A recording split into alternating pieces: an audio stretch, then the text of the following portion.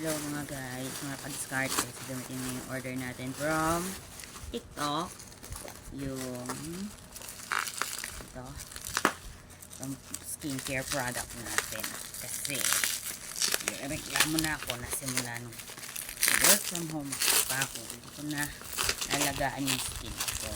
So, check natin ngayon kung legit yung nakita natin sa TikTok na buy one, take two product. So this is it.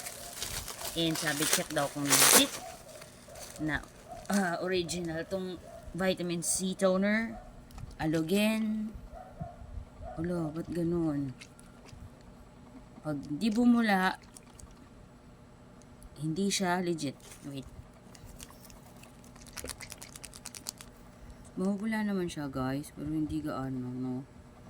Pero yet, sabi daw, pag di bumula, tubig lang yun. Baka kasi hindi lang kasi makagalaw na maayos. Hindi ko maalog na maayos. Pero yan na, isang vitamin C toner. Tsaka, isang, kailangan ko to, SPF 90 plus na,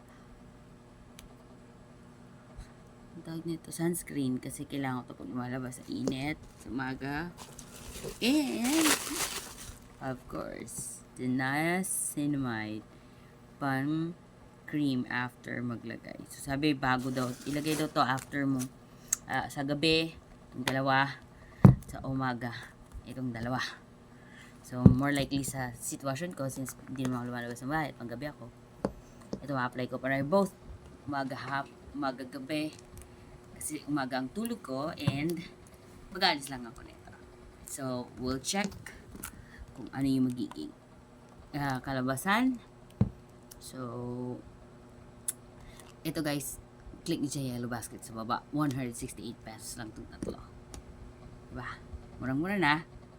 Mga ka-discarte. So, if you want a beautiful skin at iwas sa mainit na sinag ng araw na masakit sa balat, try this one and tingnan natin yung result.